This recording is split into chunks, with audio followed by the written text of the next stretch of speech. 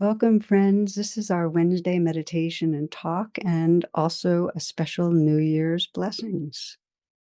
Okay, so we are being webcasted on my YouTube pages, and also this is available through IMCW. Let's begin with our meditation together and take some moments, if you will, to bring yourself into a posture that supports you in practice, one that allows you to be upright and also at ease. And once you've found that posture, let yourself come into stillness.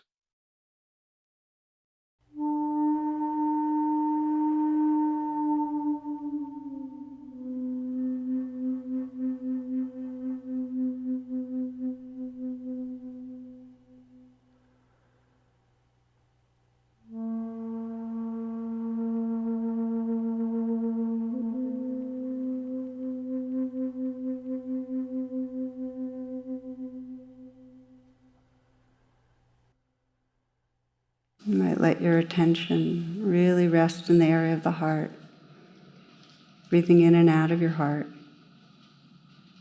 sensing really what brings you here, what your intention is for coming to meditation practice, for the spiritual path.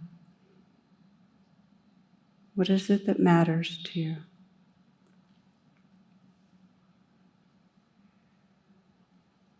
The invitation is to feel your own sincerity, what you care about.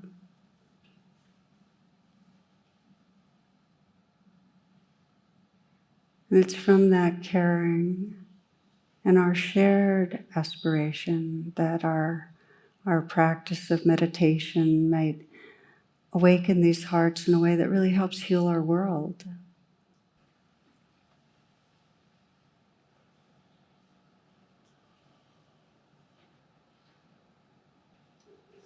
In the stillness, you might sense that you can soften your eyes, let your brow be smooth, let a sense of a smile spread through the eyes, as if the outer edges could be lifted slightly. And just feel the softening that can happen in that region of the face.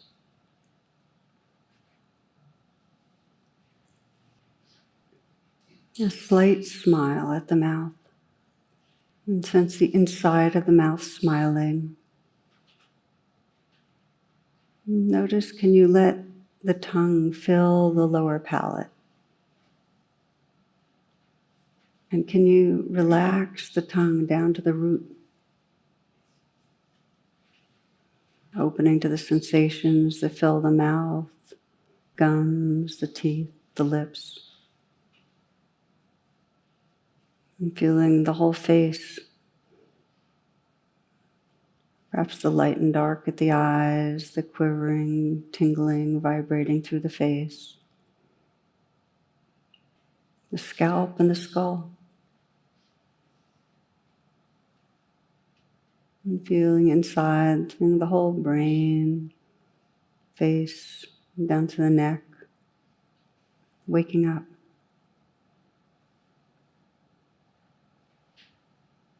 Allowing the shoulders to fall away from the neck. And see if you can feel the shoulders from the inside out. Sense that whatever tightness or tensions there can float a little in awareness. And begin to untangle and soften. You might even sense ice to water melting.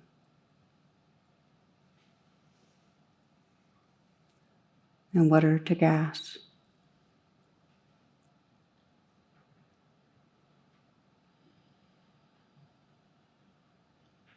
Letting the hands rest in an easy, effortless way. You might notice what happens if you intentionally soften the hands.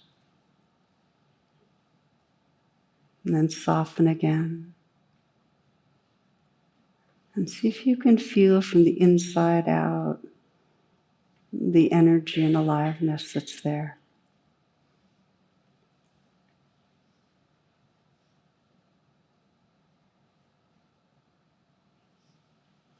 Let there be an openness to the chest.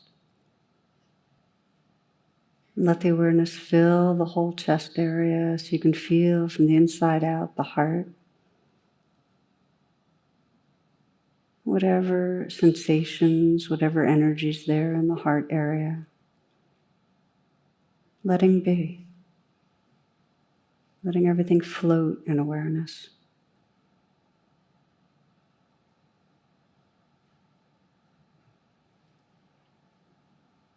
And scanning down the belly, letting this next breath be received in a softening belly.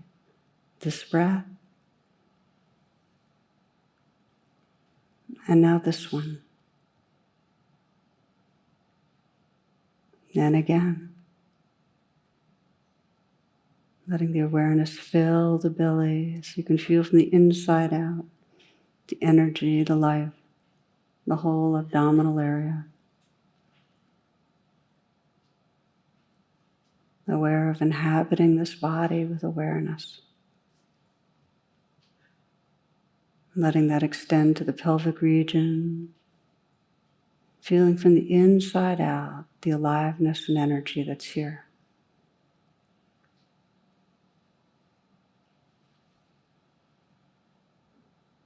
The eyes are soft.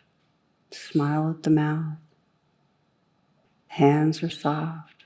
The chest is open. The belly soft. Awakening through the whole torso.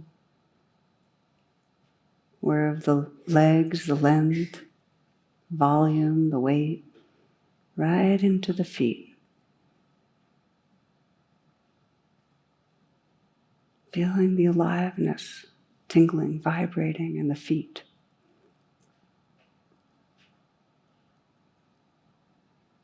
Noticing what happens if you widen the lens now. And feel this body like an energy body, a field of sensation. And just let everything happen.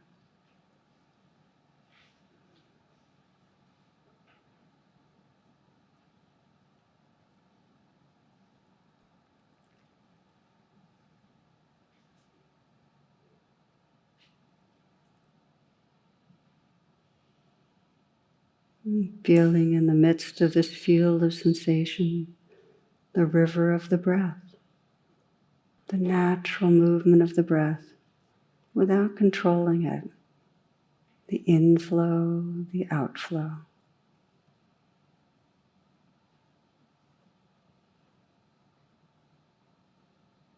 See how much you can relax with the movement of the breath.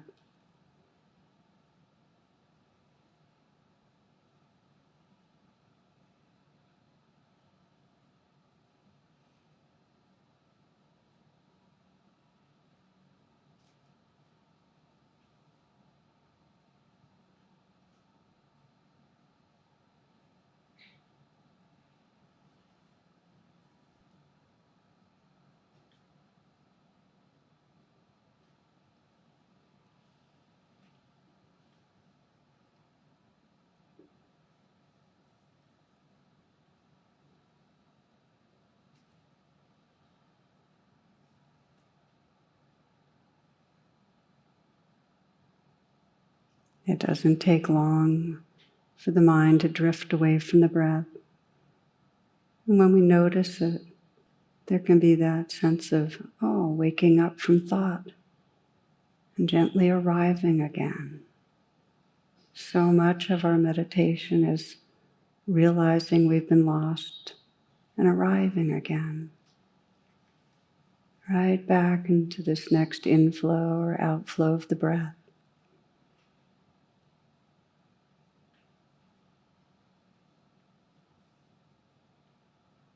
You can let the breath be a kind of home base, place to gather and collect the attention.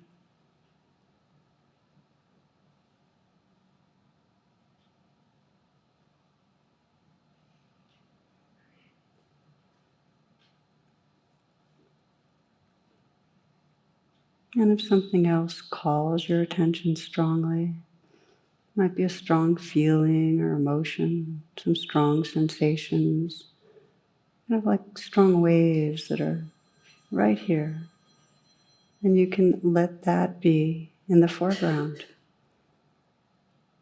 And the practice is, for instance, if there's some anxiety or some discomfort in the body, to say yes to it, to allow it to be there, to notice what it's like as sensations in the body. Notice how it changes. Sense what happens when you let it be there. Let it belong. Let it come, let it go. When it's no longer calling your attention, and gently shepherd the breath back to rest with the breath. The inflow, the outflow.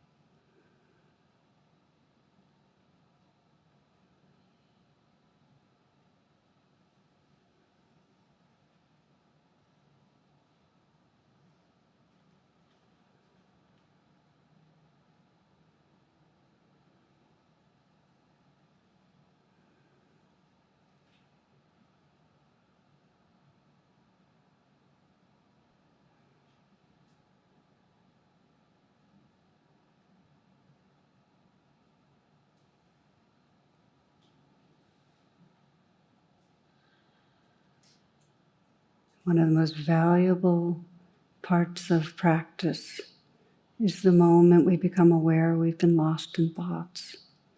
We've been in a virtual reality. When you realize that, just pause for a moment. You appreciate waking up again.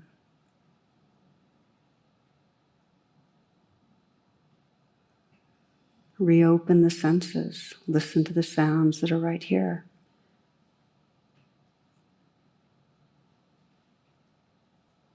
You can relax in the body a little, letting the shoulders relax back and down. Softening the hands again. And relaxing your heart.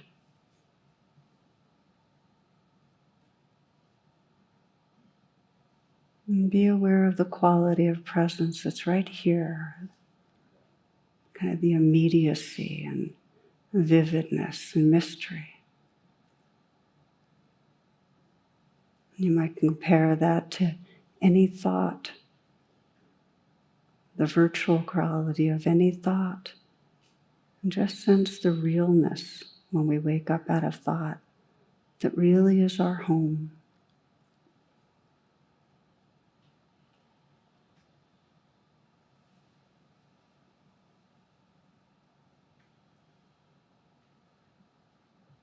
Moment to moment presence, feeling the inflow, the outflow of the breath, or whatever feelings, emotions are calling your attention. Offering your presence.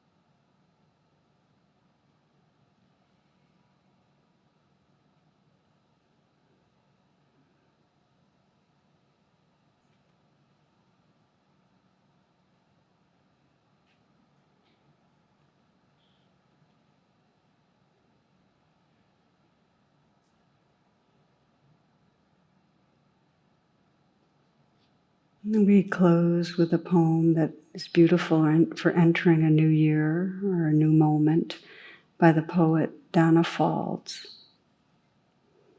It's called Walk Slowly. It only takes a reminder to breathe, a moment to be still, and just like that, something in us settles, softens, makes space for imperfection. The harsh voice of judgment drops to a whisper, and we remember again that life isn't a relay race. We will all cross the finish line, that waking up to life is what we're born for. As many times as we forget and catch ourselves charging forward without even knowing where we're going, that many times we can make the choice to stop, to breathe and be, and walk slowly into the mystery.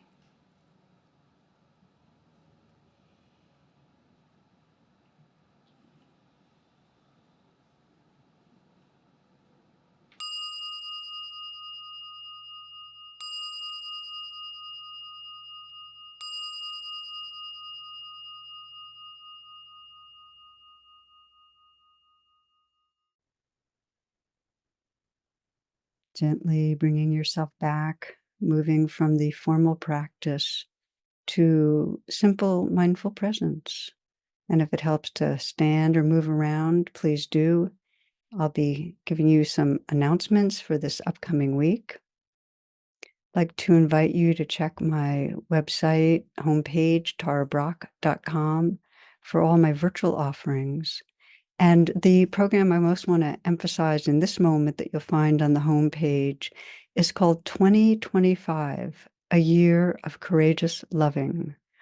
And it's an opportunity for those of you who have a kind of New Year's resolution and dedication to waking up your heart, to join with others in the community over a year-long program with me. There'll be weekly meditations. I'll be sending to your inbox things I find inspiring.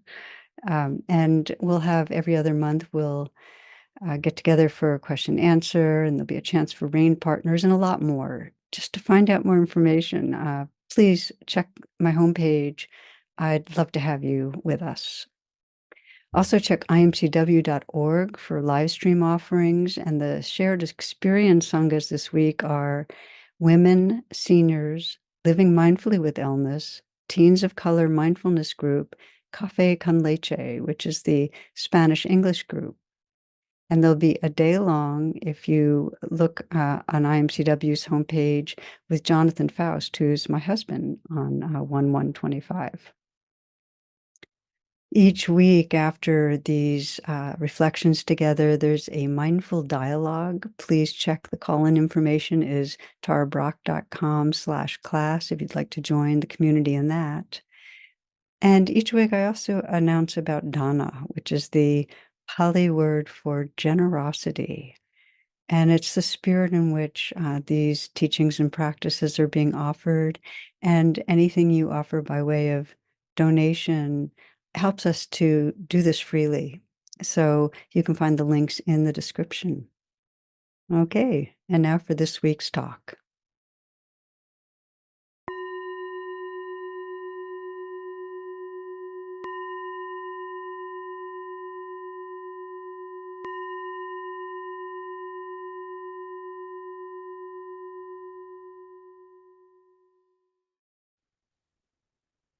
Namaste. Welcome, friends, and New Year's blessings.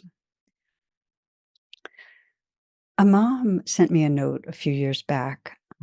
Share it with you. She was thanking me for teaching the loving kindness meditation, and she wrote, "I cherish it so. When my daughter was very young, and she often cried for her father bedtime during a difficult transition of divorce, I began this practice with her. I will always remember the first loving kindness phrase she sent to her dad. May you have cupcakes." So that's become my favorite meditation loving kindness phrase. May you have cupcakes. One of the realizations for many as we enter 2025 is that we need to nourish the pathways to an inner sense of open-heartedness, of peace and balance and well-being.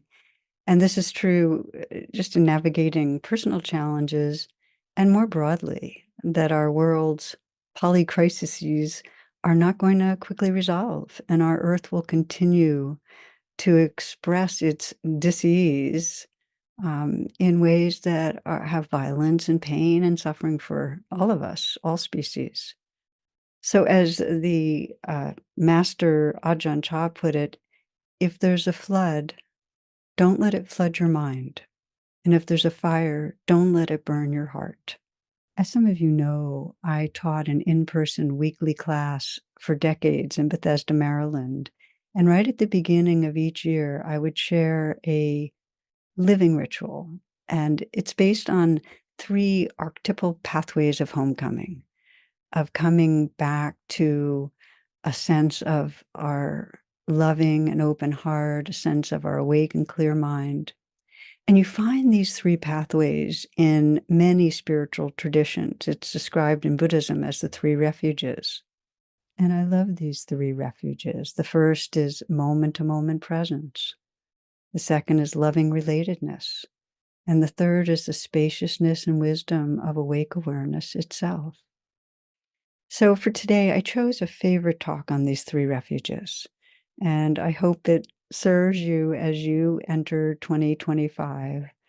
I'm wishing you all blessings, friends, for this new year and beyond. May you have cupcakes. I'd like to begin this talk with one of my favorite stories from the old days. I heard it many years ago about a diamond thief who used to hang around the diamond district to see if any big dealers were coming in to buy diamonds. And one well-known merchant came in and bought one of the biggest, most beautiful of the gems. And so this thief decided to get it from him. So he followed them onto a train, and for 3 days there was this merchant was traveling on a train, and he did every trick in the book to try to find the diamond and steal it from the merchant. And this is a guy who's really clever at his craft, and he was very frustrated because, as accomplished as he was, he could not find that diamond. So he, at the end, he actually confesses. He confronts the merchant and says, I've been tracking you for 3 days, and I just want to say I'm just really baffled. And so the merchant looked at him and said, well, I saw you and it was suspicious. And so I put it in the one place you'd never find it, in your own pocket. And what I love about this is, as the Tibetans put it, that the treasure you seek is closer than you can imagine. It's really in the eyes that are looking, the ears that are listening. It's in the heart right now that's feeling. It's within. It's the core of your being. And so I was interested when one gentleman at a recent retreat came up to me and he said, and this is towards the end of the retreat, he said, I really haven't learned anything new at all. But he said, he said, I'm remembering. He said, everything that's going is I'm remembering, and remembering what's most precious to me. And so it is really on the spiritual path. We're not getting anything new. We're not learning. We're not building up anything much. We're actually in a process of remembering, reconnecting, rebelonging to what's always and already here. And daily life and spiritual life is really a process of remembering and then forgetting, and then remembering again and forgetting. And you've probably noticed it. You probably noticed how you can get really caught up in what we call the trance, the stressed out trance, where you're in reactivity and just in some way moving through the day, trying to get through the day. You're on your way somewhere else, and you're trying to kind of like, in some way, check things off a list, or in some way, protect yourself, defend yourself. There's a lot of judgment going on, and forgetting what matters. And then those moments where you kind of remember. And sometimes it comes just because you've had a pause to breathe, or sometimes it's because something much more poignant has happened that has kind of shaken you. Thoreau says we move through our life where it's like we're spending our life fishing, not realizing it wasn't fish we were after. So the purpose of spiritual practices and the purposes of creative rituals and ceremonies, like we're doing together at the end of this gathering, is remembering. It's a way that we collectively can remember what's really important. And in Buddhism, there are 3 classical gateways to remembering. We'll explore them, but they're actually archetypal. You'll find them in most spiritual traditions, ways that we can pay attention that bring us home. So in our ritual tonight, as I've mentioned, I'm curious how many of you have participated in our blessing ceremony, our refuge ceremony in the past. Just raise your hand high. Okay, good. That's fun. If you're listening online and you'd like to join us and do the ritual, and even if you're listening at another time, you need a 20-inch or so red cord or string, and ideally you need another person to do it with. So the 3 refuges, these 3 gateways, I think of them in terms of ways that we rediscover our belonging. And the first refuge is refuge in the Buddha, our really Buddha nature, which is refuge in awareness. We're remembering our belonging to formless, pure awareness. Refuge in the Dharma, or the truth, we're remembering our belonging to our moment-to-moment experience. The path, what's true, what's the reality that is arising and passing away moment to moment. And the third refuge in the Sangha, or the spiritual community, is really this refuge in relationships. We're belonging to love, belonging to awareness, belonging to truth, belonging to love. We're going to take each one of them, and just to know they're embedded in each other. When you wake up through one refuge, you discover the others. But we each have ones that are more natural and fit more our lifestyles, so we might pay more attention to one than another.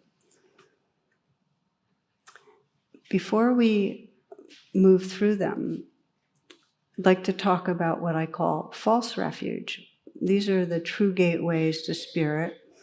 But what happens is that when we're in trance, when we're reactive, instead of turning to truth, let's say, which is the present moment, if let's say we realize that that in some way we have messed up on paying a bill and we've gotten penalized and this and that, we start going into our stress response, and we try to fix things, and we start moving too fast, and then we forget something else or offend somebody or spell something. Instead of just pausing and even taking 3 breaths and saying, okay, stressed, let's see if I can reconnect again to a bit of balance. Instead of taking true refuge in truth and what's happening, we immediately are in our trance of reactivity, where inevitably we make more of a mess of things. So just want to speak a little about false refuge, because every one of us kind of regresses into what I sometimes call like a limbic hijack, where we take false refuge, a substitute, trying to feel better, but it doesn't work. So again, a false refuge isn't bad. It's not like you're doing a bad thing. It's like you're thirsty and you're drinking down salt water just because you're trying to quench your thirst, and it just doesn't work. So what are the false refuges? Well, they come out of a sense when we're in trance that something's missing or something's wrong. In other words, when you have a sense that there's a problem, unless you're practicing a lot of mindfulness, the tendency is to then go and take false refuge. So obvious examples. When we're feeling something's missing, we sometimes use food to fill that missing feeling. Are we fixate on drugs or buying something for ourselves? There's this false notion that we just need a fix to make us feel better. One man described going to his doctor. He's in his 60s, and his doctor said he was doing pretty well. So the guy kind of got nervous, and he said, well, you think I'll live till I'm 80? And the doctor started asking some questions. He said, well, do you smoke tobacco or drink beer or wine or hard liquor? Oh, no, and I'm not doing drugs either. Then he said, well, do you eat cake, cookies? Oh, no, not much. My former doctor said that, sugar is really bad, so I don't do any of that. She spent a lot of time in the sun, playing golf, boating, sailing, hiking, biking. Oh, no, sun, dangerous skin, Do you gamble, fast cars? Do you have a lot of sex? Oh, no. He looked at me and he said, well, then why do you even give a damn?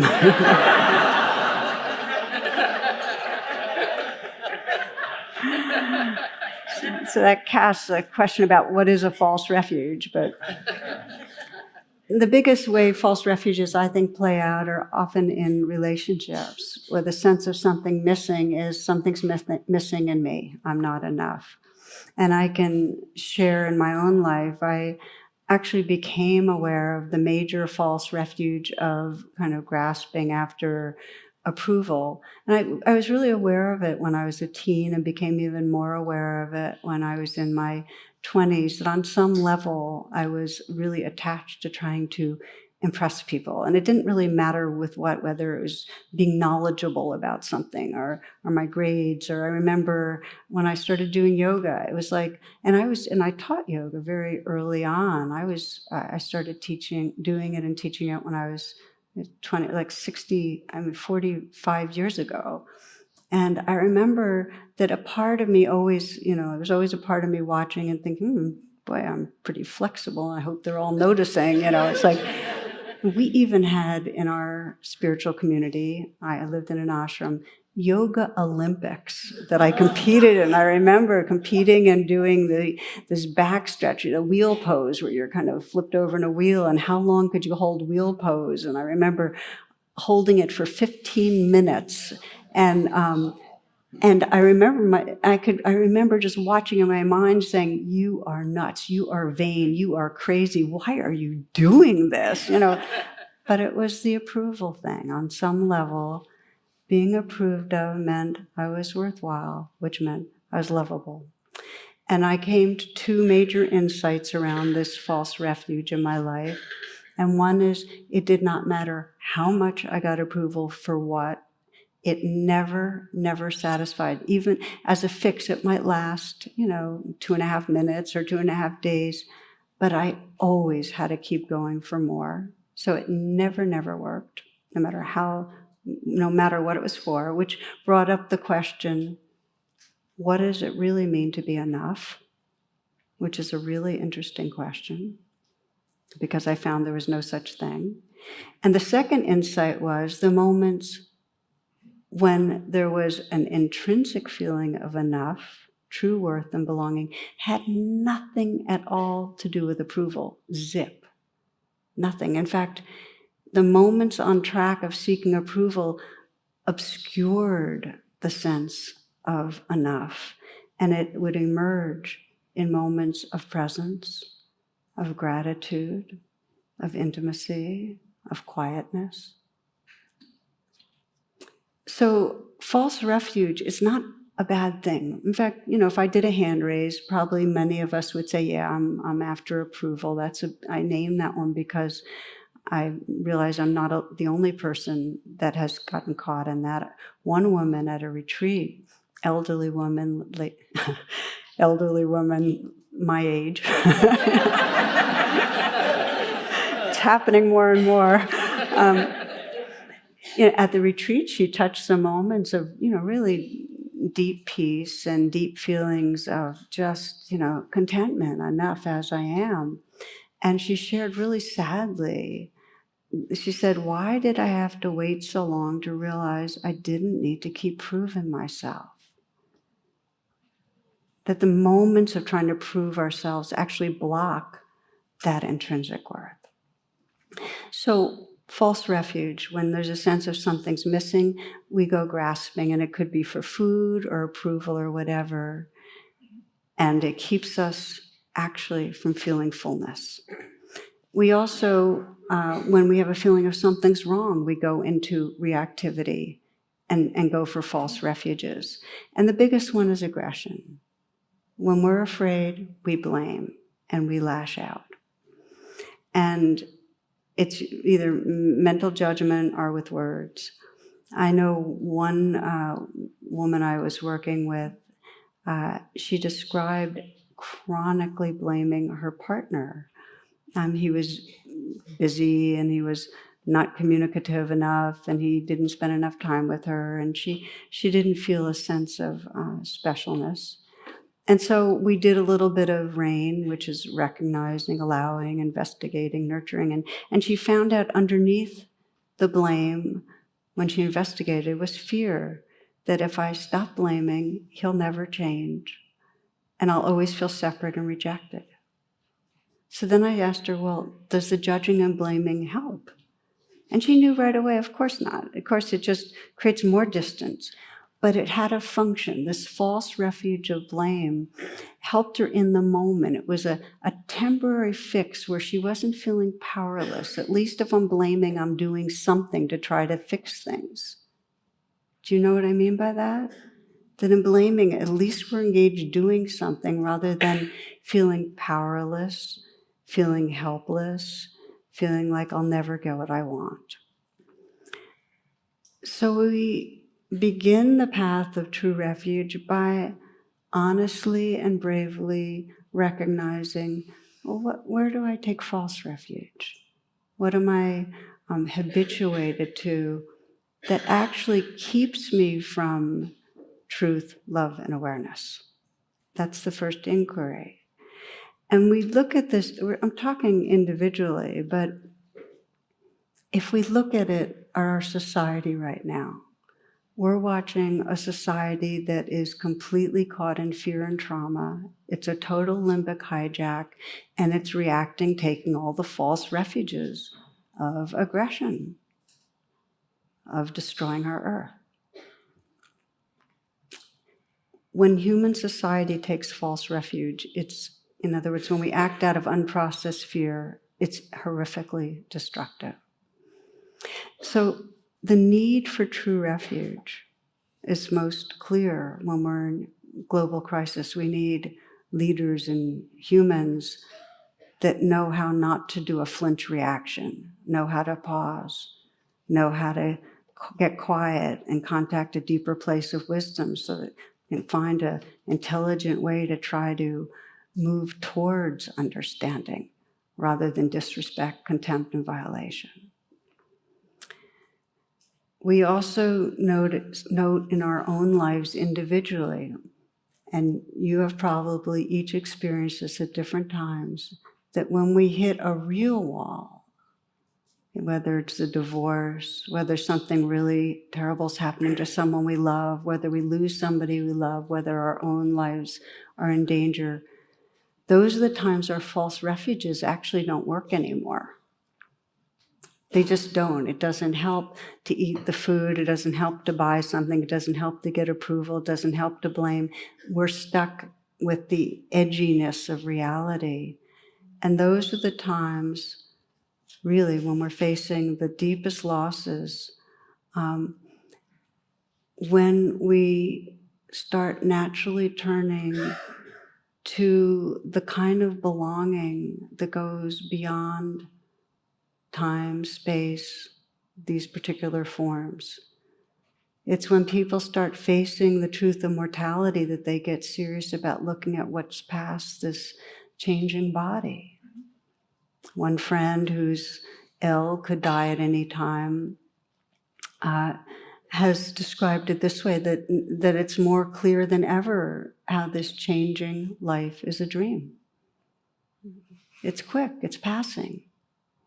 The Buddha's described it like a flash of lightning in the summer night, to sense it's a dream. And also she's discovering that the false refuges, like, and I'll just name gossip, war, hate, they have not so much hold.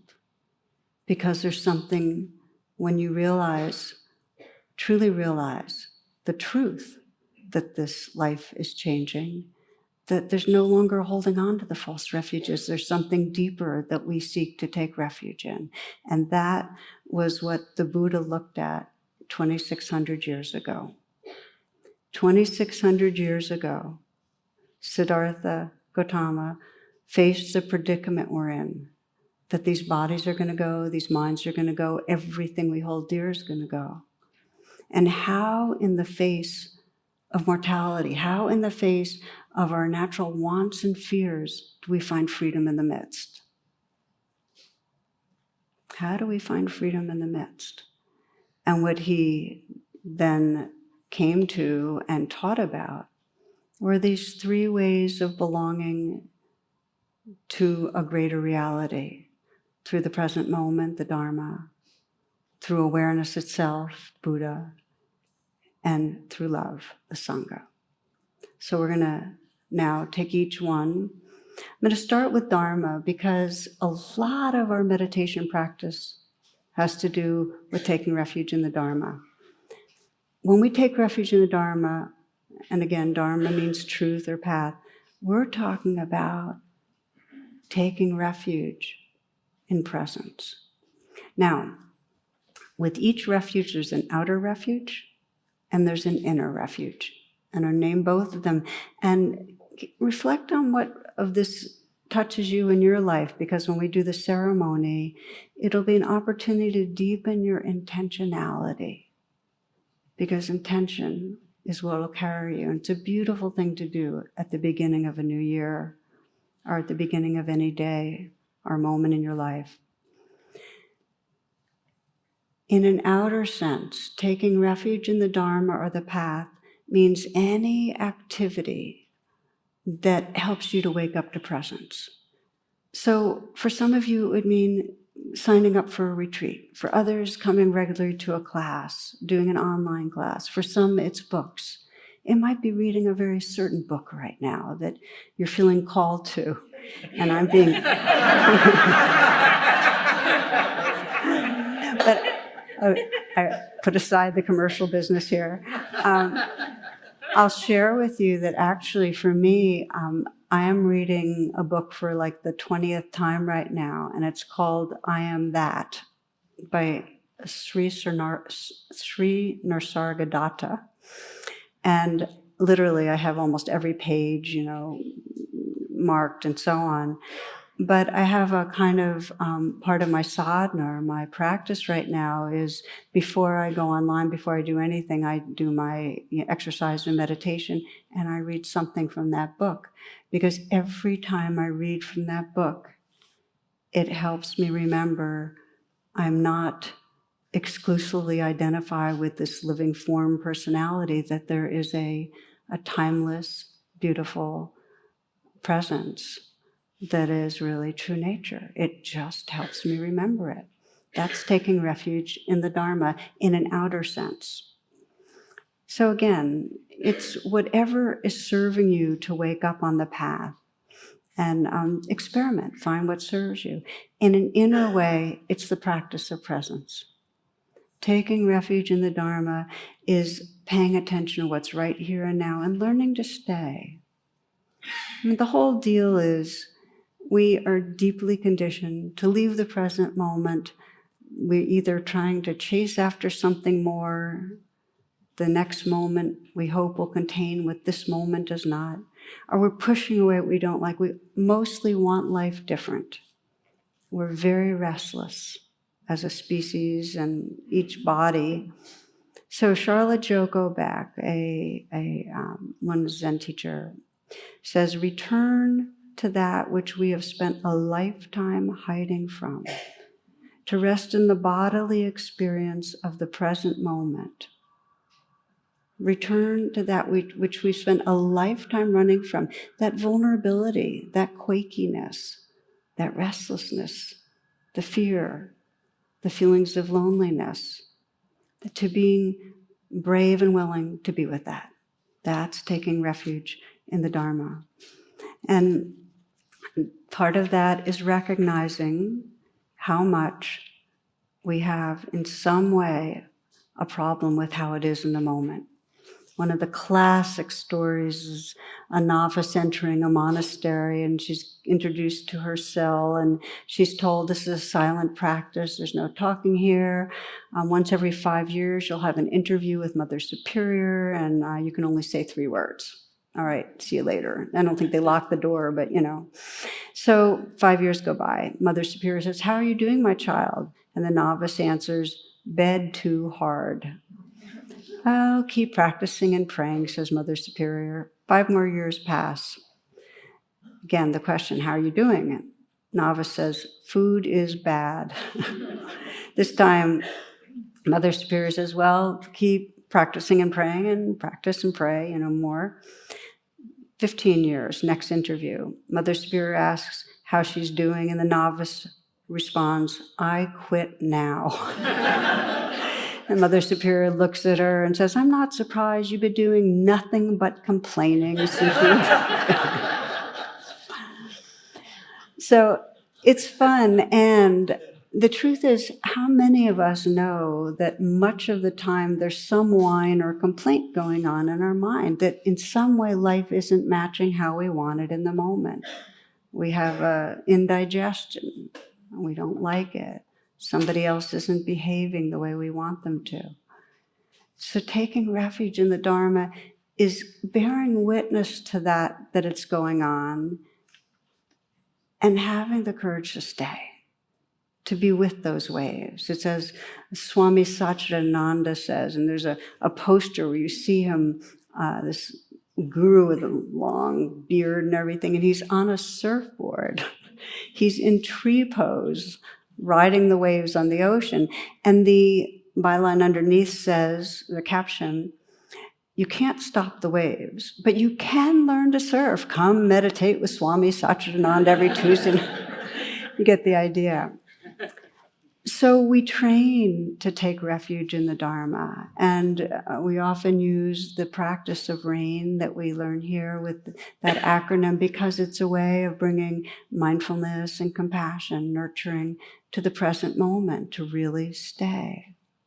For one woman, she entered a new job, highly qualified, really skilled in her profession.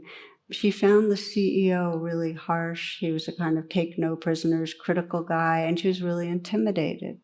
So every week she'd go to the meetings with him and kind of go into brain freeze and really couldn't contribute. So that's when we talked, and I asked her some questions. I said, "Well, before the meetings, what do you do?" And her false refuge was to get over busy and organize her papers and try to write little messages to herself. And of course, it didn't work. It didn't help her really bring what she could to the meeting. So I invited her to do RAIN instead.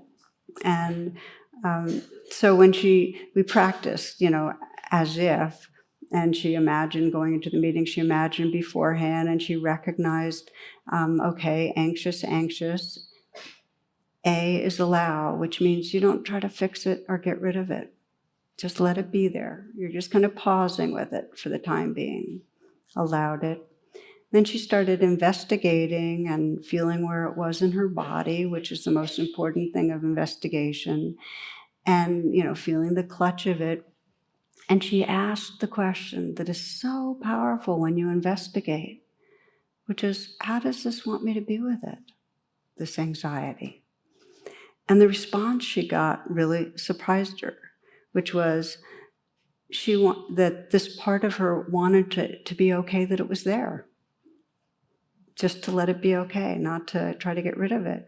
So that's what she did in nurturing and as nurturer. She just said, okay, this is okay, this belongs. That was her language, this belongs.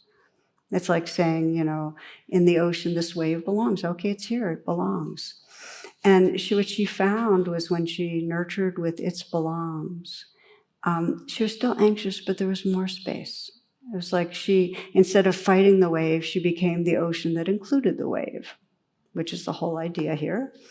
And that leads to after the rain, which the big mistake is to skip after the rain, where you pause and you just sense that increased sense of space and freedom, that you're no longer the anxious self, you're more of the space that is aware of that. This is refuge in the Dharma. So she practiced it, and she went into the meetings, and even in the meetings, she'd feel tight, and inside herself, she'd be going, okay, this belongs, it's okay, And the anxiety was still there, but she had a little more space. She started becoming more resourced, more able to contribute, more able to be part of things. So I share that story because the essence of refuge in the Dharma is to let what's happening here be okay. Just be with it. And in that being with, you discover a presence that really has room. As the saying goes, if you trust you're the ocean, you're not going to be afraid of the waves. But if you don't, you'll be seasick every day because you'll be fighting the waves. Elizabeth Lesser has a beautiful prayer. She says, my prayer to God every day, remove the veils so I might see what is really happening here and not be intoxicated by my stories and fears. So that's refuge in the Dharma. Refuge in the Sangha, and that's refuge in the field of relationships. Traditionally, refuge in the Sangha meant the spiritual community of a particular spiritual faith, but it's expanded. So really, refuge in the Sangha is all those that we participate with. And it's in widening circles. So the outer refuge is where we very consciously participate with groups and communities that help us wake up our hearts, that help us get in touch with truth. So it might be a spiritual friends group. We, in many of the Vipassana communities, have spiritual friends groups, or maybe 8 people, and they'll meet every other week and sit together and then talk about what's going on in their lives, the divorces or the addiction or their fears for the world. But it comes from a place of presence. I think we have about 36 of them now or something here in Washington. Affinity sanghas, groups of people that have natural interests or identify in a similar way. We have our people of color group, LGBTIQ, we have therapists, people that have different commonalities. We have people that do rain together, rain partners, and that's a beautiful way. So it's finding people that you can wake up with. It's also the outer refuge in Sangha means intentionally waking up with the beings of your life that you're living with, even if they don't feel like your formal spiritual friends. One woman described time with her dying father. He had been a larger-than-life figure. He was a well-known architect and designed buildings and urban centers and so on. They'd had a distant relationship through most of her life because he was very work-focused, and that had caused her a lot of pain. She had to do a lot of inner work around that. But towards the end of his life, they were spending more and more time together. One night, she asked him to recount what of his accomplishments he felt most proud of. There was a long pause. And then with tears in his eyes, he looked at her and he said, "Why, you, of course."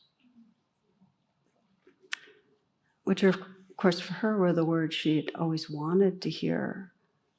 But at this point in his life, he was learning about refuge. He was learning that maybe his chasing after the next gold ribbon wasn't as valuable as the love with his daughter. So the message for many of us as we go deeper on the spiritual path is not to wait, but to remember that if we're at the end of our lives looking back, love is going to matter. Not to wait with those that are close in, even if they're edgy relationships. So how do we deepen our conscious relationships? And I'll just name a few things. And as you listen, even bring one person to mind that's part of your circle that you'd like to have more of an awake relationship with. And the first step is the intention, to know that you want to connect and understand more fully with them. The second is to commit to listening, to listen with the same interest and passion that you want to be listened to, that you want others to listen to you. Try that. It's really powerful. With the same interest and passion that you wish others would listen to you, listen like that. Pay attention and sense, where does it hurt? Just see the vulnerability. And pay attention and see the goodness. And the last piece is take the risk to be vulnerable. This is Mark Nepo. He says, we waste so much energy trying to cover up who we are, when beneath every attitude is the want to be loved, and beneath every anger is a wound to be healed, and beneath every sadness is the fear that there will not be enough time. When we hesitate in being direct, we unknowingly slip something on, some added layer of protection that keeps us from feeling the world. And often that thin covering is the beginning of a loneliness, which, if not put down, diminishes our chances for joy. It's like wearing gloves every time we touch something, and then forgetting we chose to put them on. We complain that nothing feels quite real. In this way, our challenge each day is not to get dressed to face the world, but to unglove ourselves so that the doorknob feels cold, the car handle feels wet, and the kiss goodbye feels like the lips of another being, soft and unrepeatable.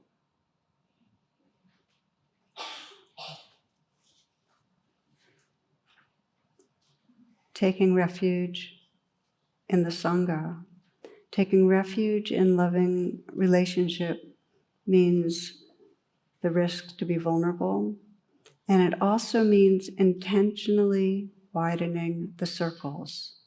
And by that I mean going beyond those that we're comfortable with, easy with. You know, most people spend time with the people that are like them.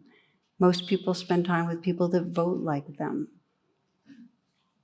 And our world will not begin to heal until those that have a longing to wake up widen the circles to spend time with and to sense our relatedness with widening circles of beings. I often use the phrase, we are friends, in my own life. Whether it's out on walks, I'll stop in front of a tree and just say, we are friends, because something in it wakes up my relationship with the tree. And I do it out in the world when I'll see somebody that's just, I don't know, and is a stranger, but let's say somebody behind a counter at a retail store or whatever, because it brings up a truth that was already there that I wasn't paying attention to, that in some deep way we are friends. I do it with people I disagree with in the political world, people even that get me scared and angry, because ultimately it's our capacity to include others in our hearts that's going to help our world find its way to more peace. We've got to do it. Widening the circle. Saint Teresa of Avila says, only at the shrine where all are welcome will God sing loud enough to be heard. Only at the shrine where all are welcome will God sing loud enough to be heard. So we let that shrine be our hearts. And again, I mentioned earlier the Radical Compassion Challenge. And for those online, it's come to my homepage to find out about it. One of the goals was I wanted to do something to start this year and decade where we could together try to widen circles. And that's one of the goals of it, is each day has, in the outer way, as a way to like do things, like they have assignments or tasks you have to do each day to widen the circles, including the circle of including your own being. Now, the inner gateway of Sangha is any reflection or meditation that helps to soften and open your heart. Anything that helps to bring a sense of loving kindness, care, forgiveness, tenderness. Okay, so taking refuge in the Buddha, in Buddha nature. The outer way is often that we bring to mind a being, could be a living human being in a form that's right now, or a human from the past, or it could be a non-human being, or it could be a spiritual figure. But we bring to mind some being that expresses the qualities of Buddha nature, that expresses compassion and wisdom and freedom. And by bringing that being to mind, that helps us remember that the diamond that we seek is right within us. Just by bringing that being to mind, we get into that resonance field. We're going to do a little reflection that gives you a sense of that as a way to close, but just to say that the outer way of taking refuge in Buddha nature is in any expression of Buddha nature in this world, to reflect on it, and that helps to bring it in.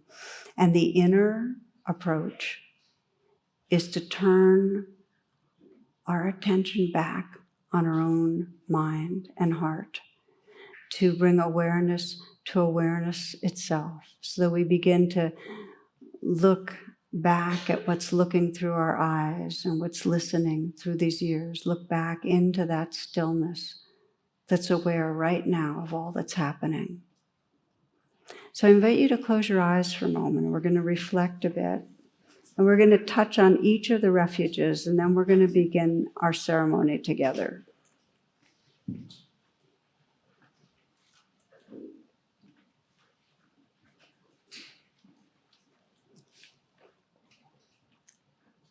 We begin by taking refuge in the Buddha. And again, the Buddha means the awakened nature within our own being.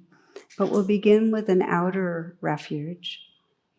I invite you to call on some figure that to you expresses the qualities of an enlightened heart-mind.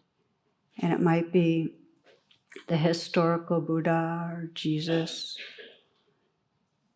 Mary, might be Divine Mother in some other form. It might be the natural world, you might sense that in.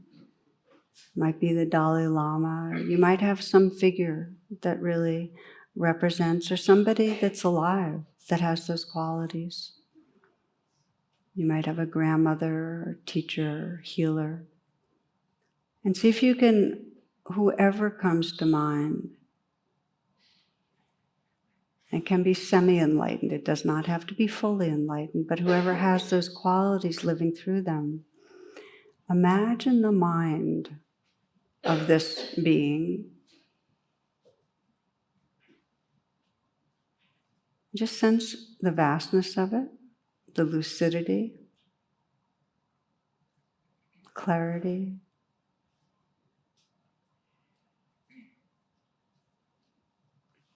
Imagine the heart of this being, that tenderness, sensitivity, the warmth.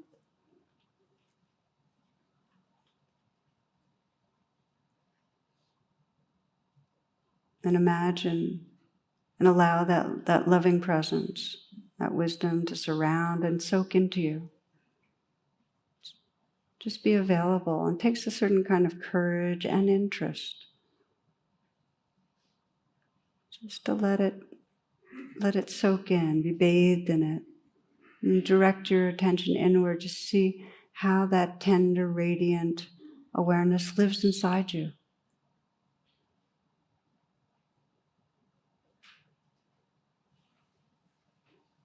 Feeling your body and heart and mind light up as if the sunlight sky is suffusing every cell of your body. and shining through the spaces between the cells.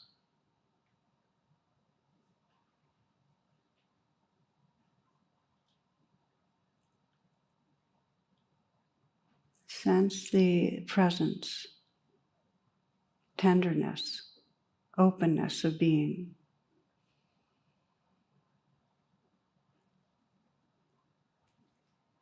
Some traditions, they call this the clear light. In the Tibetan tradition, the guidance is this: to remember the clear light, the pure, clear, white light from which everything in the universe comes, to which everything in the universe returns. The original nature of your own mind, the natural state of the universe unmanifest, and let go into the clear light. Trust it, merge with it. It's your own true nature. It is home. No matter where or how far you wander, the light is only a split second, a half breath away. It's never too late to recognize the clear light.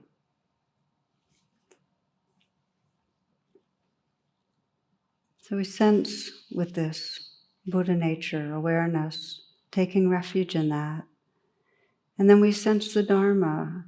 From this awake awareness, we can become aware of the changing experience. It's like the ocean aware of the waves on the surface. What's happening now? Aware of the sounds,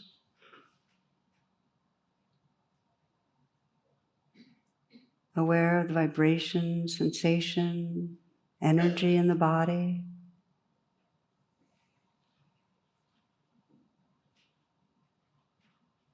This is taking refuge in the Dharma, fully allowing and inhabiting this whole river of changing experience. Refuge and truth of the moment, true belonging to the life that's right here.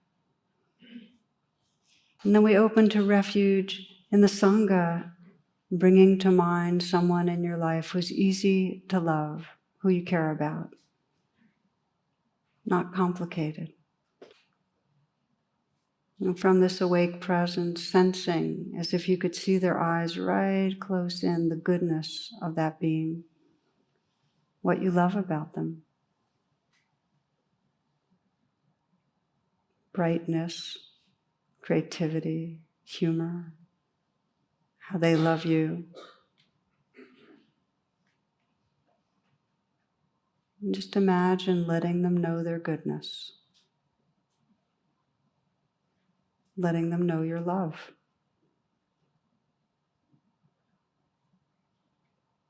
And as you do, sense in a visceral way the feeling of belonging, of connection, the warmth and openness of heart space. And know that in these moments, this is Sangha. This is the gift of taking refuge in Sangha.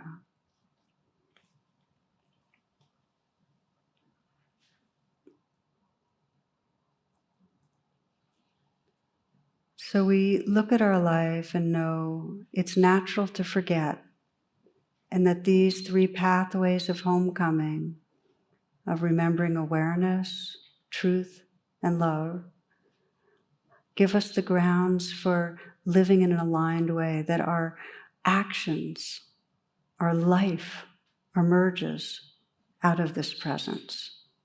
This presence is what allows us to live in the world in a loving, creative, kind way.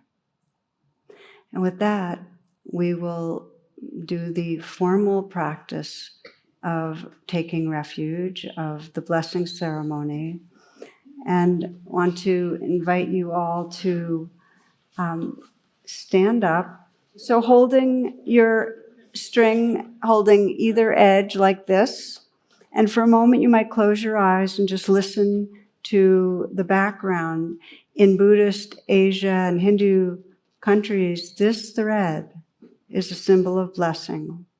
It's red, it's a thread from supposedly the robe of a monk, And it's a protection cord. That's what they're called. And one teacher was asked, well, what do they protect us from?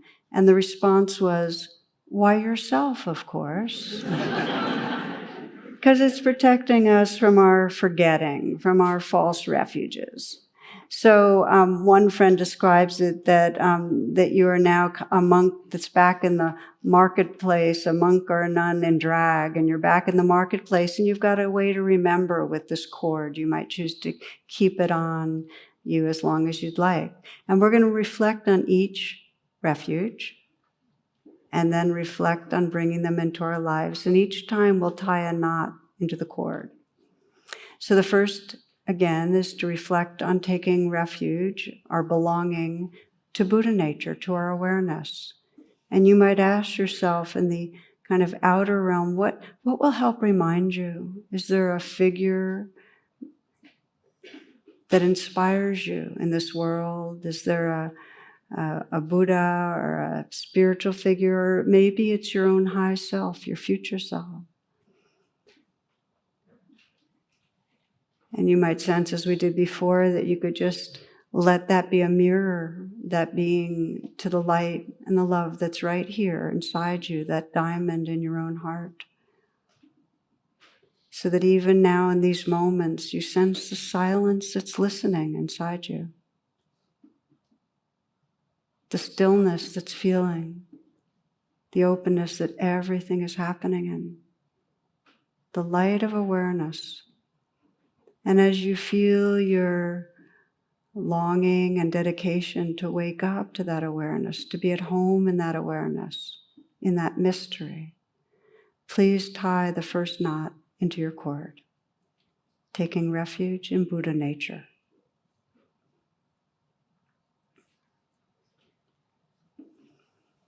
The second reflection is refuge in the Dharma, the path.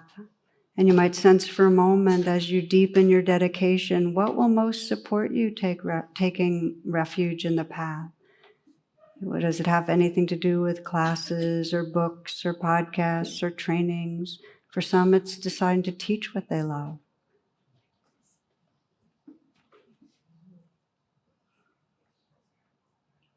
And for most, taking refuge in the Dharma is a deepened dedication to our own practice of presence, that inner refuge, bringing attention, and you can do it right now, to this moment, opening to the waves that are right here, the breath, the sounds, the sensations,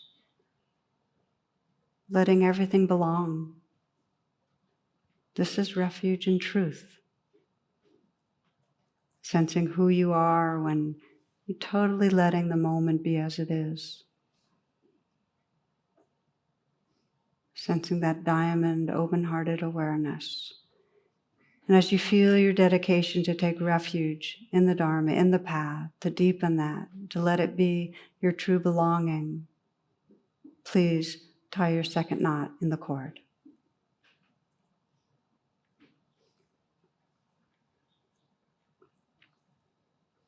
The third reflection, refuge in the Sangha, and spiritual community. And you might sense in an outer way, ways that you might deepen that. Conscious relationship with people in your immediate circle. Ways that you might widen the circles very consciously, so that you're not pushing anyone, including yourself, out of your heart. And as you feel that dedication to refuge in Sangha, to deepening your caring, to deepening love, please tie the third knot into your cord. Now the cord is now alive, but it needs a final energizing knot to bring it fully to life. And this is the final reflection, that when we've taken refuge in the truth of the moment and in the awareness that's here and in the love that's here, that enables us then to move through the world and live from love, live from compassion, live from a creative and generous heart. So as you feel your dedication, this is the life of the Bodhisattva, to really live from that sense of belonging to each other and our world, to serve our world. Please tie the final knot in your cord, and then it's fully charged and fully energized. Now in silence, if you will, you can help your partner get their string on them, and you can choose between your wrist or around your neck.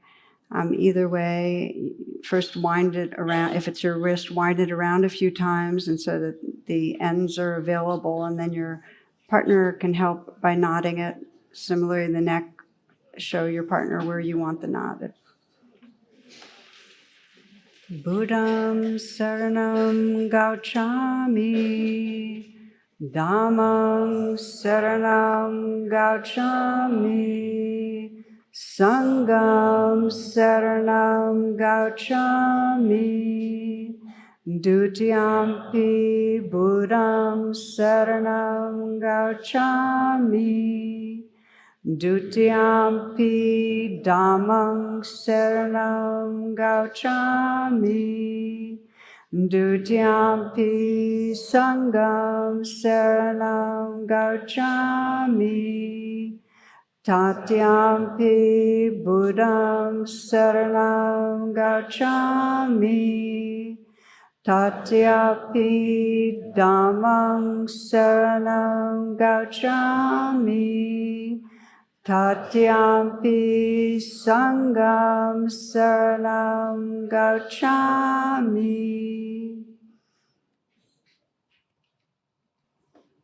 Namaste and thank you. Thank you.